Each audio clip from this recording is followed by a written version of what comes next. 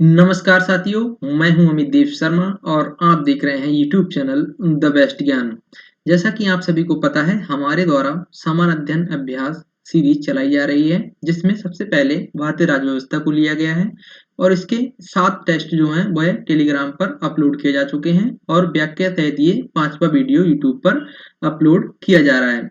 तो चलिए बिना देर किए शुरू करते हैं। आप भी अगर इस सीरीज में जुड़ना चाहें तो डिस्क्रिप्शन में पूरी जानकारी दी गई है, उसे पढ़ के आप लोग ज्वाइन कर सकते हैं। यह सीरीज पूर्णतः निःशुल्क है। तो चलिए देखते हैं आज के प्रश्नों को। यह है पहला प्रश्न, निम्नलिखित में से कौन सा राज्य का सबसे महत्वपूर्ण तत्व है? तो सही उत्तर होगा ऑप्शन सी, संप्रभुता। तो राज्य का सबसे महत्वपूर्ण तत्व संप्रभुता है। राज्य के 4 मूल तत्व हैं, निश्चित भूभाग, जनसंख्या, सरकार और संप्रभुता होते हैं। तो देखते हैं अगला प्रश्न, किस देश में दोहरी नागरिकता का सिद्धांत स्वीकार किया गया है? तो सही उत्तर होगा ऑप्शन डी, संयुक्त राज्य अमेरिका। तो संयुक्त राज्य अमेरिका में दोहरी नागरिकता का सिद्धांत स्वीकार किया गया है। वहीं भारत में एकल नागरिकता के सिद्धांत को स्वीकार किया गया है। अगला प्रश्न है, निम्नलिखित में से किस को संविधान द्वारा मौलिक अधिकारों को लागू करवाने की शक्ति दी गई है? तो सही उत्तर होगा ऑप्शन डी, सर्वोच्च न्यायालय। तो सर्वोच्च न्यायालय एवं उच्च न्यायालय को संविधान द्वारा मौलिक अधिकारों को लागू करवाने की शक्ति दी गई है। अगला प्रश्न है, निम्नलिखित में से कौन सी भारतीय संविधान की विशेषता नहीं है? सही उत्तर होगा ऑप्शन बी, अध्यक्षात्मक सरकार। तो निम्नलिखित में से जो अध्यक्षात्मक सरकार है वह भारतीय संविधान की विशेषता नहीं है। अगला प्रश्न है, मौलिक अधिकार। मौलिक अधिकार कभी भी निलंबित नहीं किए जा सकते, आपातकालीन स्थिति में निलंबित किए जा सकते हैं, यानी ऑप्शन बी जो है वह बिल्कुल सही होगा। प्रधानमंत्री के निर्देशों पर निलंबित हो सकते हैं, राष्ट्रपति की इच्छा पर निलंबित हो सकते हैं। ये तीनों जो ऑप्शन है ए, सी और डी, ये गलत है। ऑप्शन जो बी है वह सही है। आपातकालीन स्थिति में मौलिक अधिकारों को निलंबित किया जा सकता है।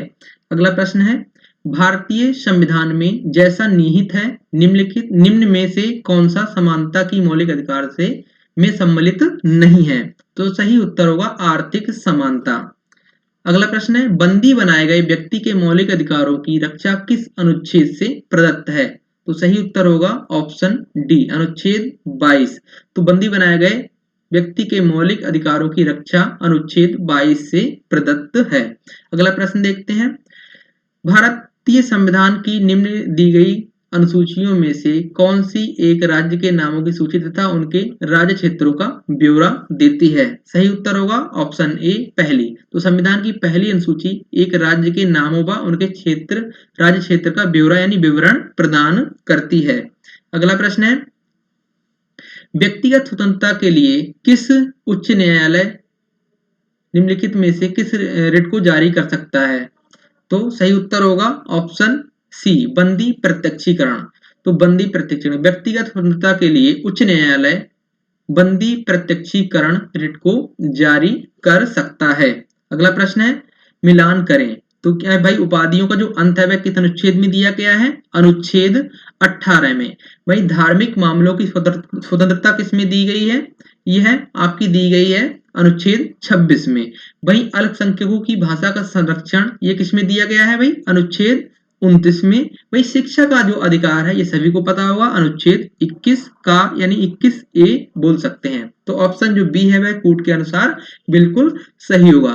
अगला प्रश्न है, भारतीय संविधान का कौन सा अनुच्छेद अल्पसंख्यकों को अपनी मनपसंद शिक्षण संस्थाओं को स्थापित एवं संचालित करने के अधिकार का संरक्षण प्रदान करता है? सही उत्तर होगा ऑप्शन डी, अनुच्छेद 30।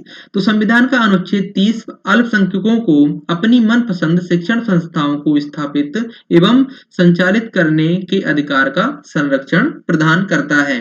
अगला प्रश्न है, संविधान के किस अनुच्छेद के अंतर्गत सिखों द्वारा कृपाण धारण करना धार्मिक स्वतंत्रता का अंग माना गया है? सही उत्तर होगा ऑप्शन बी, अनुच्छेद 25। देखते हैं अगला प्रश्न, किस वाद ने संसद को मौलिक अधिकारों में संशोधन का अधिकार दिया है? तो सही उत्तर होगा ऑप्शन ए, केशवानंद भारतीवाद। तो केशवानंद भारतीवाद ने संसद को मौलिक अधिकारों में संशोधन का अधिकार दिया है।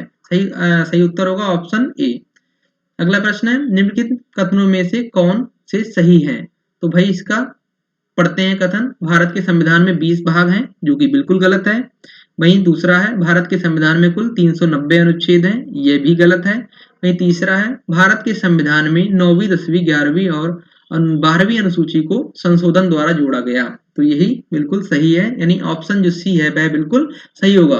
तो भारतीय संविधान में 22 भाग हैं, अगर गणना की दृष्टि से देखा जाए तो 25 हैं, और 395 अनुच्छेद हैं, अगर गणना की दृष्टि से देखा जाए तो लगभग 477 अनुच्छेद भारतीय संविधान में हैं। तो भाई देखते हैं अगला प्रश्न। संपत्ति के मौलिक अधिकार को कब समाप्त किया गया? तो सही उत्तर होगा ऑप्शन ए, 1878 में संविधान के 44वें संविधान संशोधन द्वारा संपत्ति के जो मौलिक अधिकार है उसे समाप्त कर दिया गया। देखते हैं अगला प्रश्न। भारतीय संविधान मान्यता देता है, ऑप्शन सी सही होगा, धार्मिक और भाषाई अल्पसंख्यकों को। अगला प्रश्न है, भारतीय संविधान में संशोधन करके शिक्षा का अधिकार कब लागू किया गया? तो सही उत्तर होगा ऑप्शन ए, 1 अप्रैल 2010 को। अगला प्रश्न है, भारतीय संविधान के अनुच्छेद 25 में प्रयुक्त हिंदू शब्द किसे सम्मिलित नहीं करता?